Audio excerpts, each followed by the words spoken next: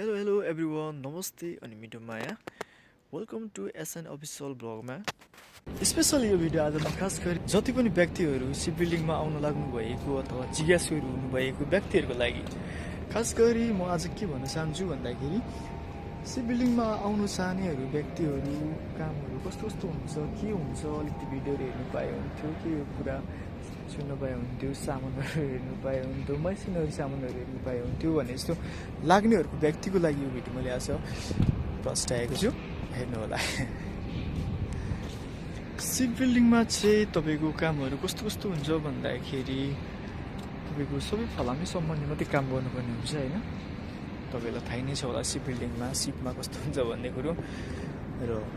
दोस्रो कुरा यो क्रेनहरू सम्बन्धी कामहरू गर्नु पऱ्यो अरू कुराहरू काम गर्नुपर्छ होइन तपाईँको वेल्डिङदेखि ग्राइन्डरदेखि यताउति सबै कुरो काम गर्नु पर्छ होइन अनि यो क्रेनमा काम गर्दाखेरि चाहिँ तपाईँको अलिकति बढी जोखिम नै गर्नुपर्छ जस्तै तपाईँले देख्नु भइरहेको छ यो जस्तै पिस्टन लिएको छ नि यो पिस्टन यसमा चाहिँ मलाई चाहिँ कहिले काहीँ चाहिँ कस्तो लाग्छ भन्दाखेरि अब यसले हामीले अब त्यत्रो मेसिनहरू बोक्छौँ होइन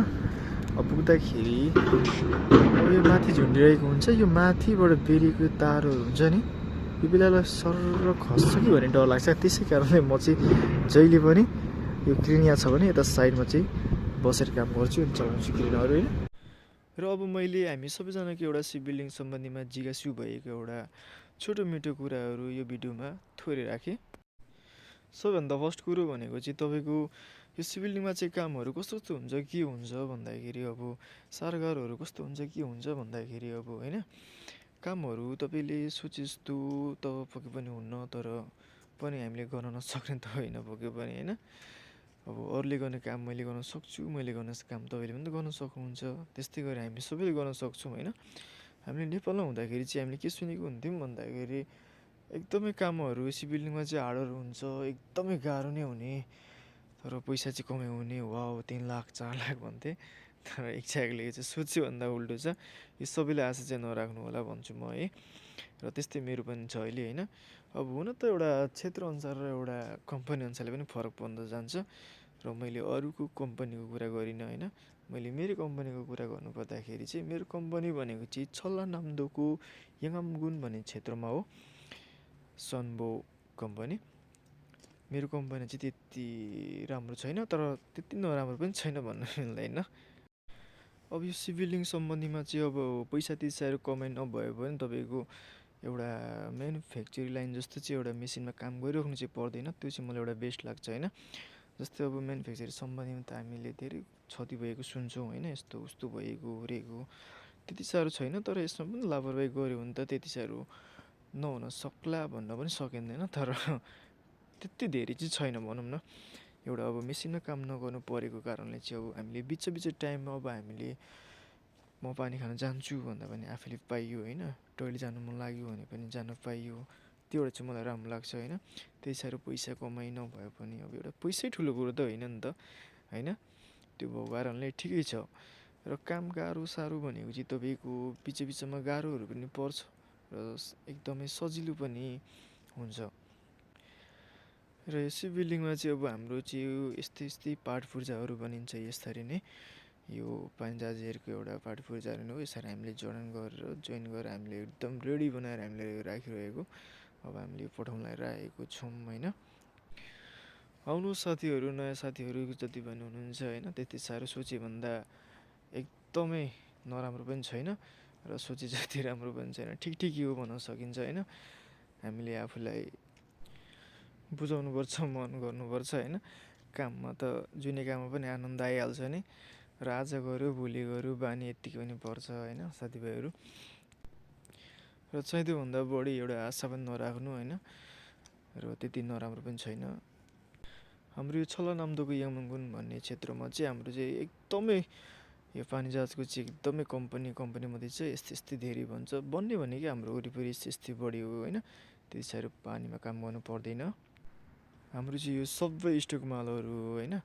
यसरी हाम्रो चाहिँ सबैभन्दा फर्स्ट टाइम भनेको चाहिँ यसरी अब हाम्रो सपोर्टहरू आउँछ ओर्छ अनि यसरी राखेको हुन्छ होइन अनि पाइपहरू पनि टक्क यसरी राखेको हुन्छ आउँछ अनि हामीले सपोर्ट लगेर फर्स्ट टाइम हामीले गाड्नुपर्छ अनि त्यहाँदेखि होल्डिङ हान्यो ओऱ्यो अनि पाइपिङहरू फिटिङ गऱ्यो मोटरहरू फिटिङ गऱ्यो अनि त्यसै गरेर अब हामीले हो यस्तै सपोर्टहरू आउँछ धेरै जस्तो होइन। यो हाम्रो सबै एल्युमिनियमको पाइपहरू हो। यस्तै हाम्रो एल्युमिनियमको पाइपहरू फलामको पाइपहरू यस्तोहरू आउँछ ओर्छ होइन। अनि यसलाई हामीले बनाएर पठाउनुपर्छ अनि हाम्रो चाहिँ सबै रेडी भएको सामानहरू हामीले यो चाहिँ बाहिरबाट आएको थियो अनि हामीले यसलाई चाहिँ रङहरू लाएर ओरेर टक्कसँगले जोडगाँस गरेर हामीले राखेको अब केही दिन पछाडि निर्यात पनि हुन्छ। अनि तपाईँको यसरी हाम्रो सबैभन्दा फर्स्ट टाइम भनेको चाहिँ यस्तै सपोर्टहरू आएर नै बनाउने हो। होल्डिङ सोल्डिङ हानेर ओरेर पाइपहरू फिटिङ गरेर पठाउनुपर्छ होइन। हो यस्तै छ हाम्रो सिभिलिङमा काम चाहिँ साथीभाइ हो होइन। त्यसैले त्यति साह्रो गाह्रोहरू पनि केही छैन। तपाईँहरू नडराउनु होला होइन, अप्ठ्यारो नमान्नु होला। जति पनि सिभिलिङमा आउनु खोजिराख्नु भएको छ र आउनुहुनेहरूलाई चाहिँ ठिकै छ भन्न चाहन्छु म होइन। अब साह्रोहरू भनेको तपाईँको कहिलेकाहीँ त्यस्तै हो, अब एउटा त्यति साह्रो नराम्रो पनि हुन्न होइन। अब साह्रो भनेको तपाईँको कहिलेकाहीँ त्यस्तै हो, एउटा कहिलेकाहीँ चाहिँ तपाईँको त्यो एउटा ठुल्ठुलो पाइपहरू आएको बेलामा चाहिँ एकदमै एउटा 10-15 केजीको एउटा इम्प्याक्ट भन्छ एउटा मेसिन, त्यसले चाहिँ अब हामीले कस्नुपर्छ, त्यो भएको कारण चाहिँ गाह्रो हुन्छ। अनि अर्को कुरो भनेको तपाईँको एउटा स्यामसङको एउटा हुन्छ होइन,